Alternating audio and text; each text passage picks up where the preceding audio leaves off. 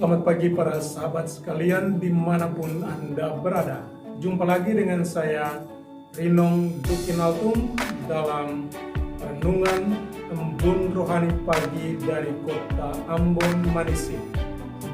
Jumat 17 Juli 2020. Mari kita siapkan hati untuk berdoa. Dalam nama Bapa dan Putra dan Roh Kudus. Amin.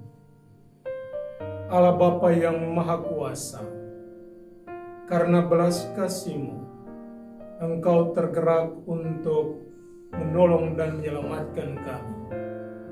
Engkau mengutus Yesus Putra-Mu sebagai ungkapan terdalam dari rasa belas kasih-Mu. Ia datang dan mengajari kami untuk tidak hanya berbelas kasih lewat kata, tapi terlebih lewat perbuatan-perbuatan baik. Bapa yang Maha Kuasa, kami mohon, curahilah kami rahmat Roh Kudus-Mu, agar membuka hati dan pikiran kami di pagi hari ini, sehingga firman Putra-Mu yang akan kami dengar, mampu membuat hati kami peka dan menggerakkan tangan kami untuk berbuat baik kepada sesama. Doa ini kami panjatkan kepadamu dengan perantaraan Kristus Tuhan kami. Amin. Dalam nama Bapa dan Putra dan Roh Kudus. Amin. Tuhan sertamu dan sertamu juga. Inilah Injil suci Yesus Kristus menurut Santo Matius. Dimuliakanlah Tuhan.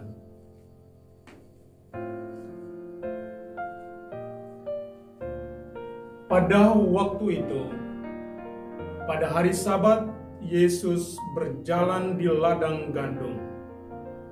Karena lapar, murid-muridnya memetik bulir gandum dan memakannya.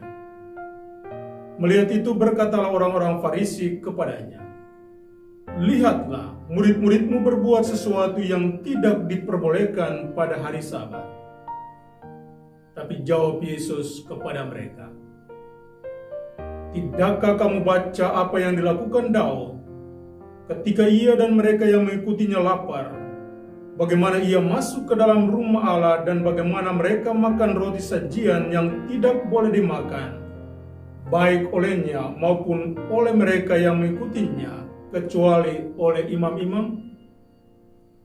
Atau tidakkah kamu baca dalam kitab Taurat bahwa pada hari-hari Sabat, imam-imam melanggar hukum Sabat di dalam bait Allah, namun tidak bersalah? Aku berkata kepadamu, di sini ada yang melebihi bait Allah. Jika memang kamu mengerti maksud firman ini, yang kukehendaki ialah belas kasihan dan bukan persembahan, tentu kamu tidak menghukum orang yang tidak bersalah, karena Anak Manusia adalah Tuhan atas hari Sabat." Demikianlah Injil Tuhan. Terpujilah Kristus. Letakkanlah perbuatan baik di ujung kata-kata belas kasih.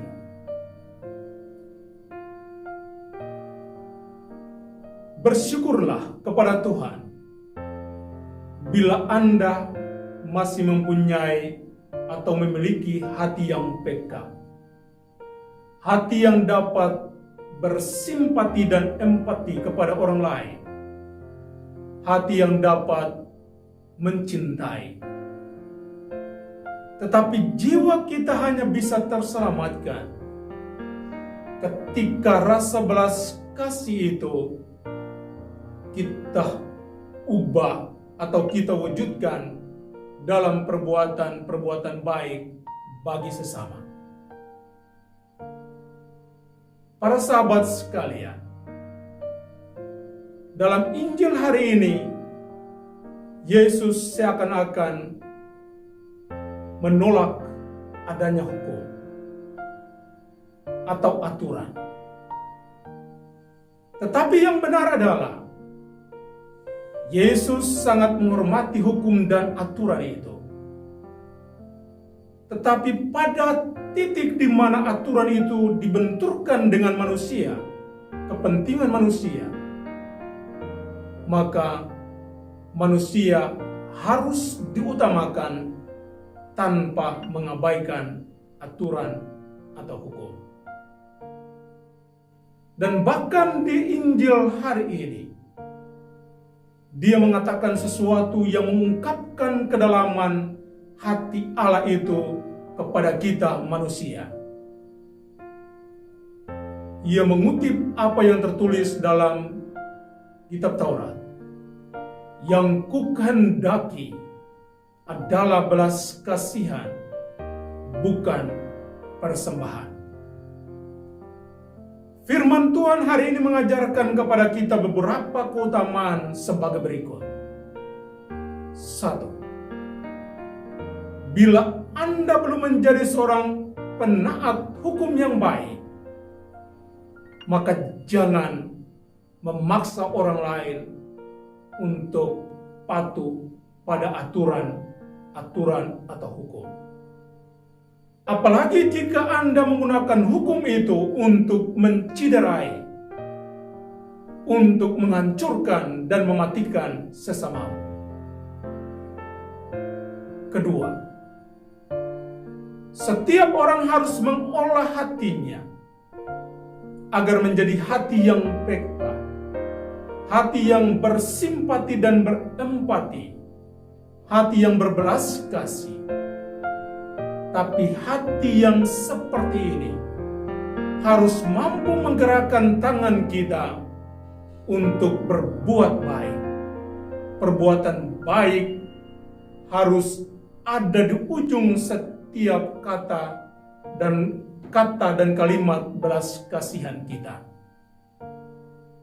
Ketiga, setiap kali Anda datang menghadap Tuhan untuk memohon sesuatu, maka ingatlah perbuatan baik apakah yang Anda telah lakukan untuk sesamamu. Karena bagi Tuhan, engkau tidak boleh datang sendiri. Engkau harus membawa sesamamu.